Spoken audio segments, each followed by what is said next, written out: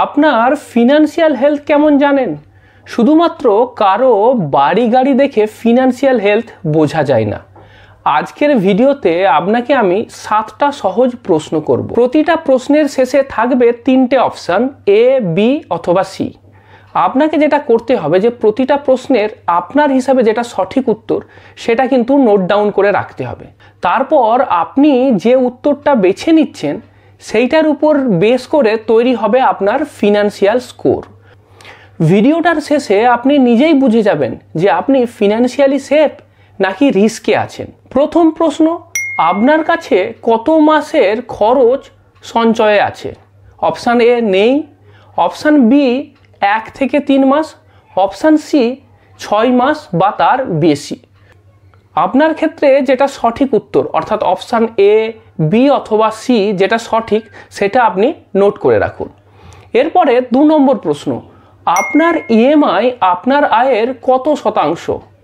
Option A 40%-এর বেশি, option B 20 থেকে 40%, option C 20%-এর নিচে।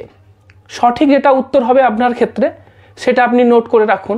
এরপর 3 নম্বর প্রশ্ন হচ্ছে যে আপনার লাইফ ইন্স্যুরেন্স আর হেলথ ইন্স্যুরেন্স আছে? অপশান এ কোনোটাই নেই, অপশান বি যে কোনো একটা আছে, অপশান সি দুটোই আছে এবং সঠিক কভারেজে আছে।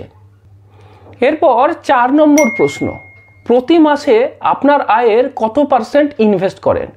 অপশান এ 10%-এর কম, অপশান বি 10 থেকে 20%, অপশান সি 20%-এর বেশি। 5 নম্বর প্রশ্নে আসি, আপনার অবসর পরিকল্পনা কতটা প্রস্তুত? অপশান এ কোনো পরিকল্পনা নেই, অপশান বি কিছু ইনভেস্টমেন্ট আছে, option C proper retirement plan আছে, এসআইপি, পিপিএফ, এনপিএস সমস্ত জায়গাতে ইনভেস্ট আছে। এরপর 6 নম্বর যে প্রশ্ন সেটা হচ্ছে অ্যাসেট অ্যালোকেশন, ইকুইটি, ডেট আর গোল্ডের মিক্স কেমন?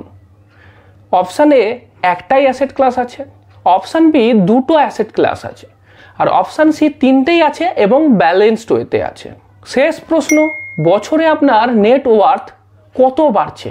অপশান এ বাড়ছে না, কমছে, অপশান বি 5 থেকে 10% বৃদ্ধি পাচ্ছে, অপশান সি 10%-এর বেশি হারে বৃদ্ধি পাচ্ছে। এইবার যেটা করতে হবে যে 7টা প্রশ্নে আপনি যেটাতে যে অপশানটা সিলেক্ট করেছেন সেটা আপনি দেখে নিয়েছেন। এইবার অপশান এ এর জন্য আছে 0 পয়েন্ট, অপশান বি এর জন্য আছে 5 পয়েন্ট আর অপশান সিতে আছে 10 পয়েন্ট। এবার যেটা আপনাকে করতে হবে যে যতগুলো অপশান এ হয়েছে সেগুলো আপনি গুনে নিলেন এবং সেটাকে 0 দিয়ে গুণ করলেন। অপশান বি যতগুলো হয়েছে সেটা আপনি গুনে নিয়েছেন, সেটাকে আপনি 5 দিয়ে গুণ করুন। আর অপশান সি যতগুলো হয়েছে সেটাকে আপনি 10 দিয়ে গুণ করুন। এইবার টোটাল কত স্কোর হলো সেটা দেখুন। এবার আসি যে এই স্কোর যেটা আপনার হলো তার ইন্টারপ্রিটেশন, মানে এই স্কোর থেকে আমি কি রেজাল্ট পাচ্ছি।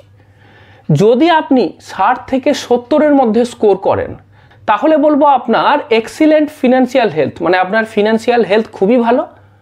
যদি আপনার স্কোর 35 থেকে 55-এর মধ্যে হয় তাহলে বলবো যে আপনার financial health score average, improve করার দরকার আছে। আর যদি 0 থেকে 30-এর মধ্যে হয় তাহলে তো এটা বলা যেতেই পারে যে আপনার ফিনান্সিয়াল হেলথ খুবই উইক, আপনি হাই রিস্ক জোনে আছেন, আপনাকে খুব শীঘ্রই এটাকে কিন্তু চেঞ্জ করে আপনার ফিনান্সিয়াল হেলথ ইমপ্রুভ করতে হবে।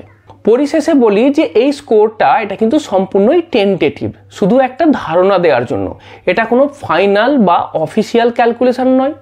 ব্যক্তিভেদে ফিনান্সিয়াল পরিস্থিতির অনেক পরিবর্তন হতে পারে, তাই এটাকে আপনি একদম ফাইনাল ভাববেন না, এটাকে শুধুমাত্র একটা রেফারেন্স হিসাবে বেছে নিয়ে আপনি একটা ধারণা করতে পারবেন যে আপনার ফিনান্সিয়াল হেলথ